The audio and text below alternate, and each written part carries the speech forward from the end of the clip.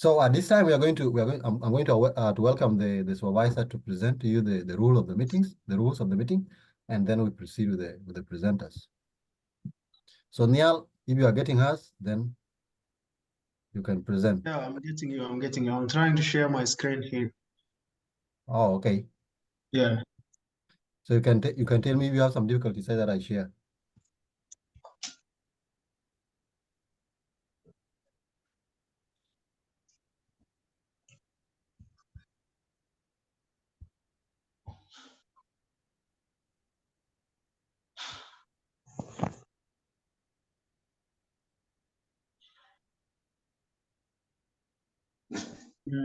Is my screen visible?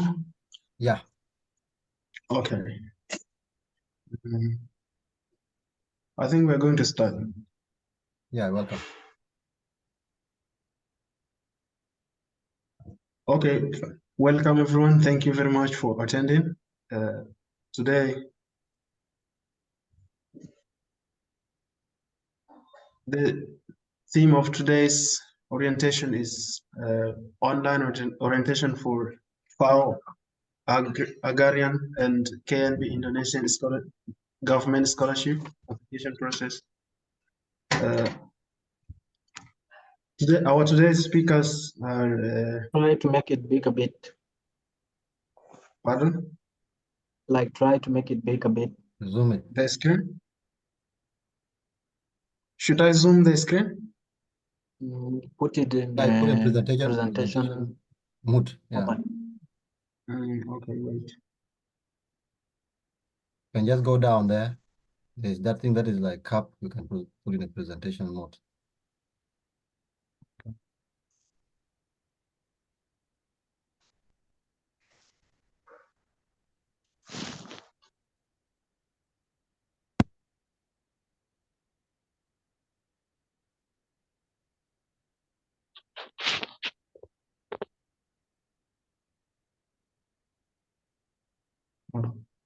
Have you not got anything up?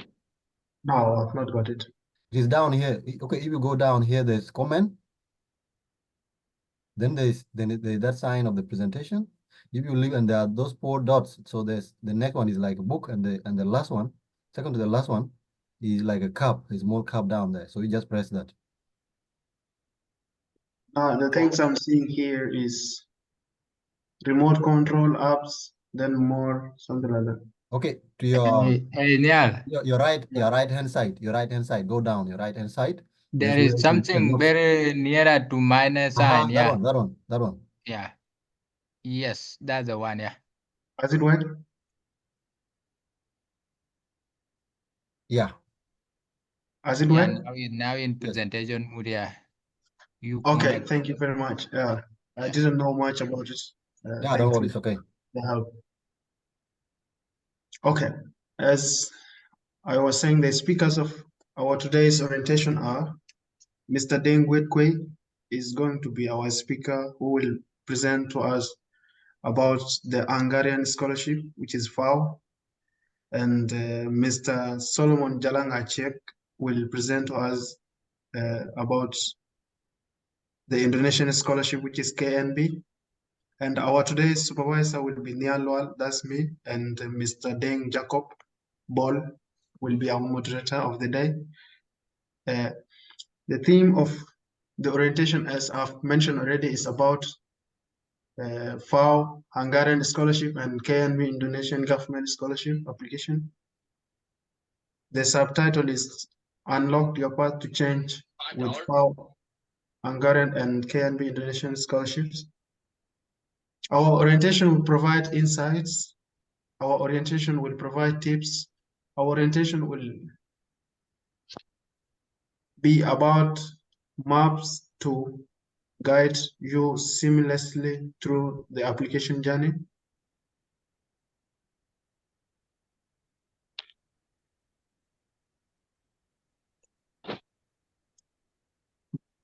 I've already introduced to you the speakers of the day, and to just add, Mr. Deng Guet is currently in Hungary, so he has more knowledge about the Hungarian scholarship.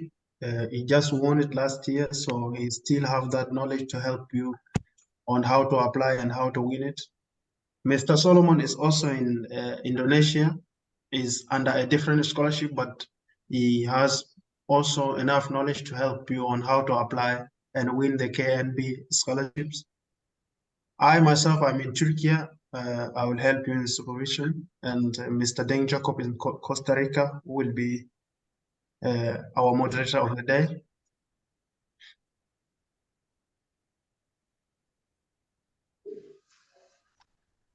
The guidelines are everyone should mute his or herself. We need to respect ourselves, not because we don't respect ourselves, but just because of formality that we are saying these things. Raise your hand when you want to say something or write it down in the conversation section. Listen and pay attention.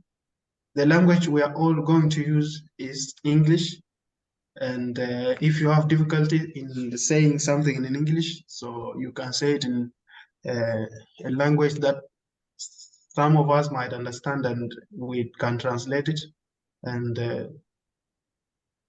the things that we should do is to pay attention carefully to the speakers. And if your network is poor, you can write down the question that you want to ask or something that you need to be clarified.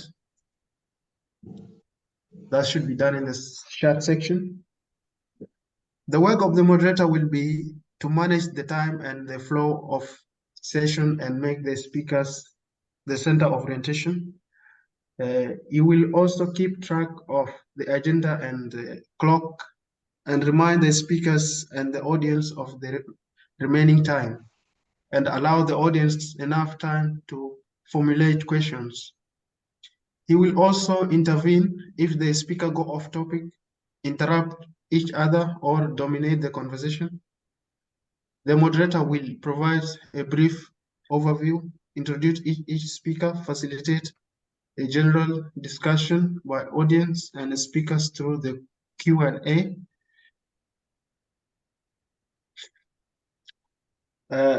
He will also review and manage comments people leave or the messages participants send during the stream live orientation. So the moderator will take note of those questions and will remind the speakers later to answer those questions. Review incoming questions from the audience and decide whether they should be discussed or answered before, during, or after the speakers. So not every question that we are going to answer, but it's up to the moderator to decide which question is going to be answered and which question is not going to be. He will also warn the members and block them from interrupting the meeting or orientation. Ask right question when any member is not able to ask, either because of network or any other impediments. That is maybe language, something like that.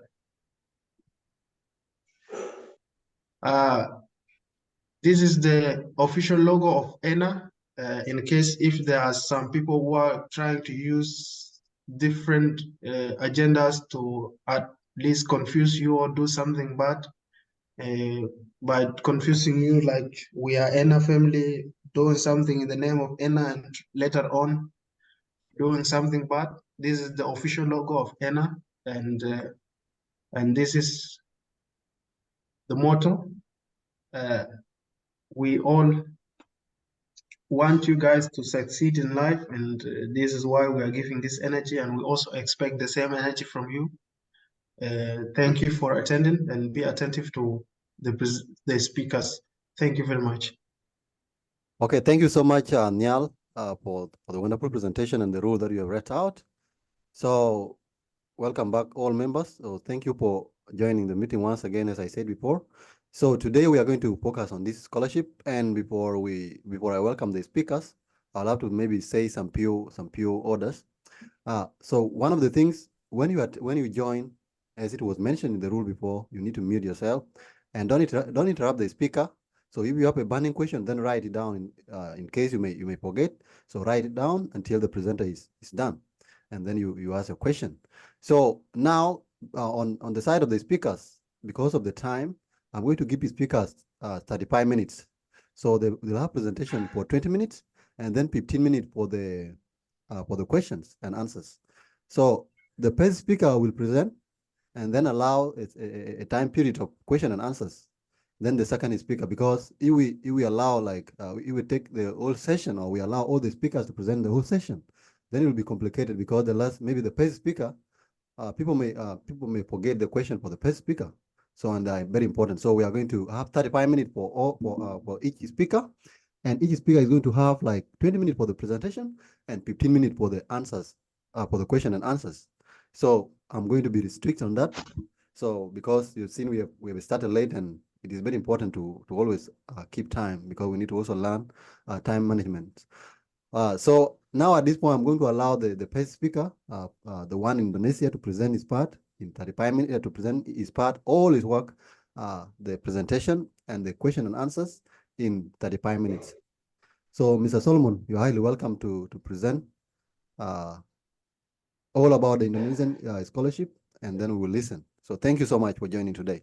Welcome. Okay, thank you so much, Brother Dengbol, for the opportunity. My warmest greetings. Let me hope my screen is visible. Yeah, you can put it in a presentation mode. I'll do. Yeah. Is the screen visible? Yeah, sure. Okay. Oh, thank you so much, Brother Deng. Allow me to extend my warmest greeting to all my South Sudanese brothers who are here, and also other Africans and maybe international scholarship and enthusiasts who are in this platform. I appreciate you for picking interest in scholarships, and also for taking your time, to come and listen in for the various presentations and orientations that are going to be conducted today. I have been allotted 20 minutes, and I always love to abide by time, because once we adhere to the ethics of time, we can be able to be successful people. And that's why even the scholarships that we are talking about today, they are time bound. You see that there is a deadline. Whatever the case you have, after the deadline, nobody is going to listen to you. And that's why it's really quite important. So I will introduce myself. My name is Solomon Jalang Aceh. I am an undergraduate student who is currently studying in Indonesia. And maybe for the sake of those who wish to know, I'm taking my undergraduate program in a university known as Universitas Negeri Semarang. Today, I'm going to dwell on the orientation program that is going to be specifically dwelling on the KNB scholarship.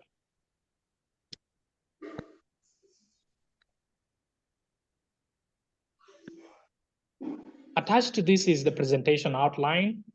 I'm going to talk briefly because my presentation is quite brief, because the application process is not that lengthy. And I'd also designed it that we'll have a brief session such that we can interact and maybe share more in the discussion section, other than me consuming the time bound. So I'm going to talk about the KNB in brief, the application procedures, some considerations to be made. And since I view that this is a session where we'll combine the application and also add ideas to those who might be successful on how some few tips that they should pay attention to in order to be successful in the interview, because it's not just all about the application. You need to apply and also expect the interview, and actually, try to align yourself with how best you can pass the interview in order to be a successful candidate. The Indonesian, government scholarship has some few things that one need to consider about it. In the Indonesian version, it is called as Kementerian Negara Berkembang Scholarship. So it is an abbreviation of the word Kementerian, which means developing nation. Negara is the Indonesian word for a nation. So it's an abbreviation for a scholarship that is meant for developing countries. It has a long history, and roots regarding how it came about. But I advise that the participant can go and learn more from the official website because they have much details in that part. But it is a scholarship that has been supporting hundreds, if not thousands of students from the lifespan since it was incepted. So it is a financial assistance offered by the Indonesian government to the nations that they are, having a common interest, especially developing nations. And by the virtue of it being a government scholarship, that is stipulated that it is a fully funded scholarship. And it is mainly given to students from developing countries, where Africa is included. Other Asian countries are included too, and Eastern Europe. So far, they don't take any students from the West and also USA. The scholarship covers bachelor's, master's, and doctorate slots. And this is where I also need us to pay attention to. I understand many people from this forum are bachelor students who are willing, to secure their slots. From the arrangement of the scholarships, it is actually a master's based scholarship from the inception, because much of the opportunities are given to the master's degree student. So if there is any master's seeking student who is here, this channel is definitely suited for you. As long as your documentations are in place and you perform well in the interview session, there are high chances that you will win it. However, there are also chances for the bachelor's and the doctorate students. Entirely, bachelor students are awarded about 30 slots. So that suggests the competition is tight. And if the competition is tight, obviously one has to fasten his belt. This scholarship covers, Indonesia has a lot of thousands of universities, but so far they have selected only 31 colleges or universities, and they have about 1,527 study programs. So there is a wide variety, of options where you can choose, especially if you're someone who wants to do, certain technical courses. Now, the question that will ring into an individual mind would be, what are the benefits? I want to underscore that, a scholarship does not only benefit you in terms of education. And this is why I want us to highlight few things about this. One, the Indonesian scholarship, government scholarship, KNB in other words, has three main benefits in my opinion. There are other things, there are other benefits that are included in this package, but I would highlight three things. One, Indonesia, as we know, is one of the Southeast Asian countries that has really developed the high human resource. So the education system here is standard. There are many universities here that have international accreditation, and that means that the output, the quality output, the educational output in terms of what they produce is really, fundamental. So that is one benefit you can gain by being a beneficiary of this scholarship. You also tend to live in a multicultural and a multilingual society.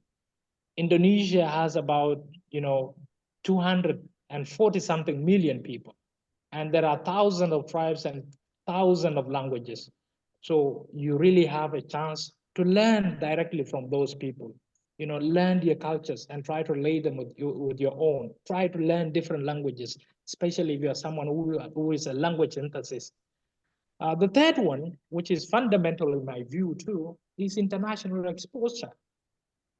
Scholarship is just not it's not just you, trying to get a bachelor degree or a master's degree, but the exposure aspect of it, trying to live in a world or in a home that is outside your own cradle home, that is significant. So Indonesia has a lot of tourist attraction places, just depicted by the pictures here. There is really a chance for you to meet international people, other people from other countries, try to forge connection with them. Like they always say, the world is just, a global village. So that's a bonus for someone who is interested and who might perhaps win this scholarship.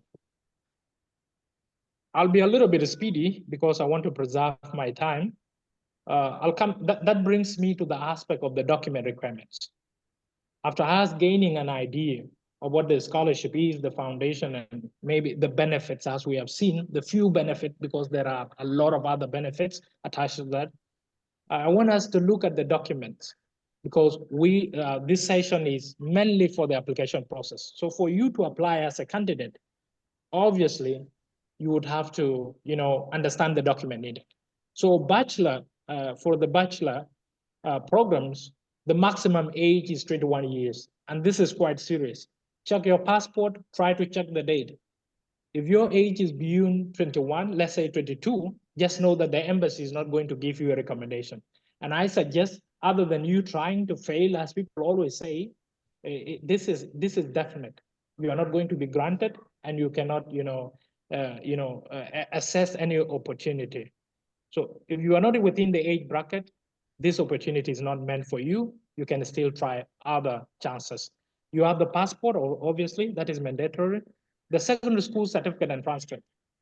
I have included in the bracket here authenticated, because some of us, try to get documents and they are not authenticated. And once you are applying, to a different country, you are considered as an international applicant. And there is a deep scrutiny that is always given to you. Therefore, those documents are fundamental. Proof of English proficiency. Now, this one is not so mandatory, because the scholarship is not, you are not going to be taught in English, as to say so, but you'll be taught in the Indonesian language with a mixture of English to some extent. But it is also important because in the application process, you just need to have a sample of it. So if there is one that can be issued to you from your school, you are good to go. You don't really need to get the international recognized English proficiency. The embassy recommendation, we are going to talk about the process of getting the embassy recommendation. Employer recommendation.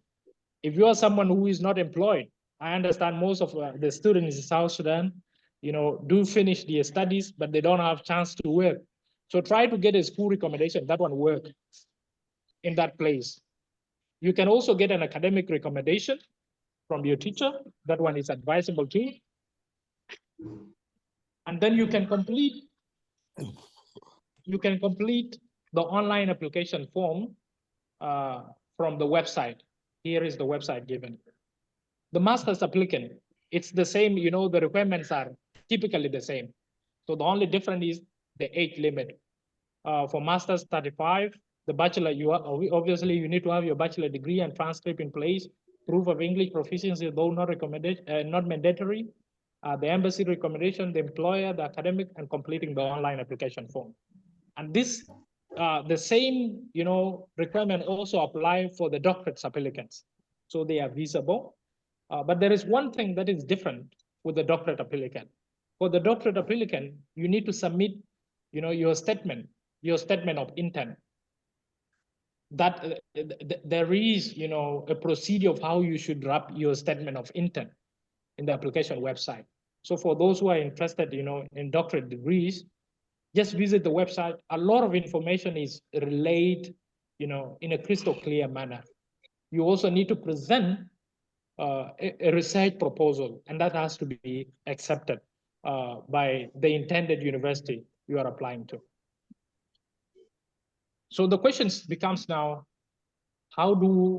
if I'm not mistaken, how do I apply? How to apply? The first thing that we need to underscore, and personally myself, is that the KNB scholarship application is entirely done online. There is nothing that needs you to, submit any document whatsoever in physicality. So if there is anyone that requests you that submit this in that or DHL or that sort, please don't listen to it. Everything is online. And the first step, I will emphasize this one, in a steady manner. The first step, visit the website, the KNB website. Here is the link, I've given it. And you can just, a simple Googling, you can just type, KNB Scholarship 2024. And then you put it on, you'll get the, the website already available. And you'll, it just requires you reading, you read through it, and they will instruct you of where to start and, how actually to keep things moving. So the first thing from the website, you have to download the KNB offer letter. My time is limited, but I would have shown how that is done. But still, if you visit the website, as long as you are somebody who can read, you'll actually get an attachment of a file written can be offer later. So you need to download that offer later. It's just, it'll give you details about the scholarship and few things about it. After that, you need to get your passport ready. And then you also need to have your basic documents in place, your academic documents, your recommendation, and other necessary document. For example, your certificate of, for example, a health attestation certificate. And what you need to do after downloading the offer letter, the passport and other basic document in place, your next step, and this is the fundamental one, your next step is to contact the embassy.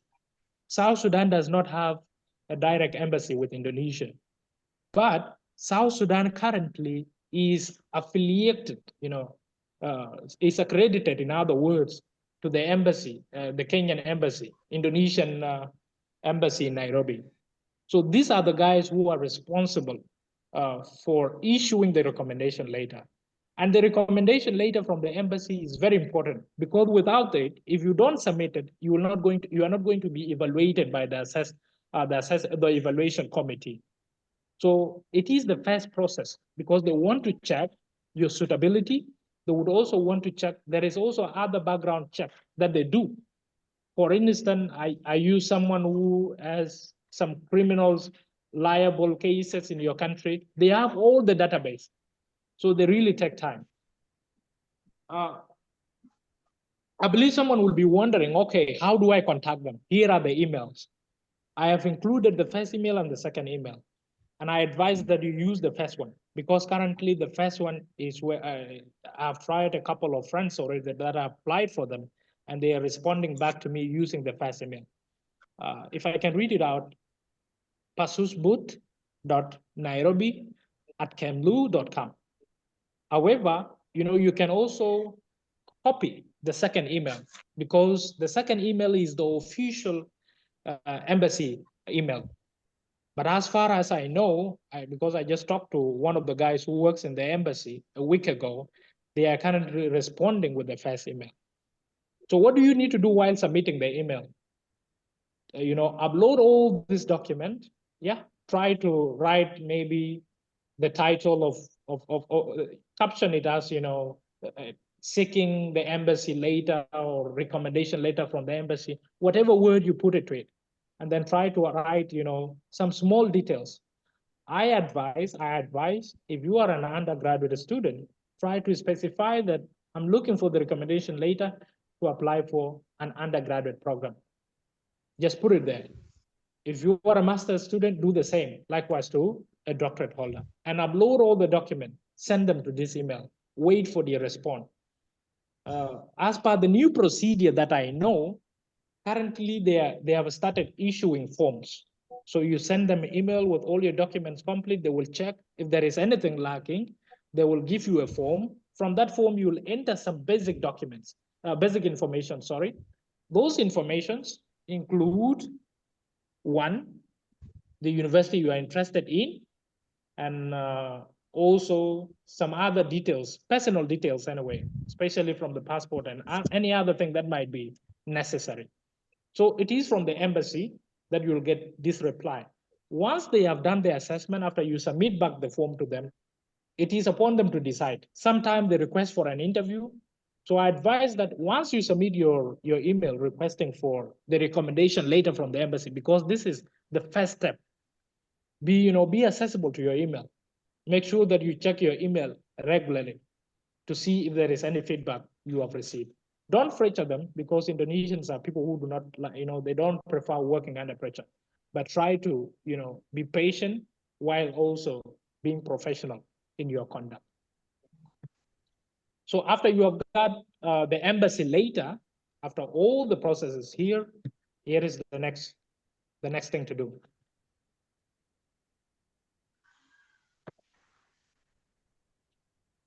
Hello, Brother Deng? Yeah, Solomon. My slides is not moving. I don't know why. Oh, okay, yeah. It's now. Okay, good. I think we are now good to go. Okay, a minute. So the application step by step. Let's assume you have already, submitted all your document to the embassy and you are now given the recommendation later. What do? You now come back to the official website of the KNB. When you visit the official website, there is a section where you need to create your account. They will write there sign in, just as depicted in the PPT. So you have to sign in. What do you sign in with? You need to sign in with your active email. Don't use your friend's email, use your active email that you use basically for your personal business. After your email, make sure that you add in a password. The first thing, if you add in an email, for example, let's say I type in my email, let's say Mr. Solomon something email, the next thing they are going to give you, they're going to send a verification code to your email. So you need to verify, just as it is here, verify your email address. After you have verified your email address, they will now take you to the next stage. All this is in the website.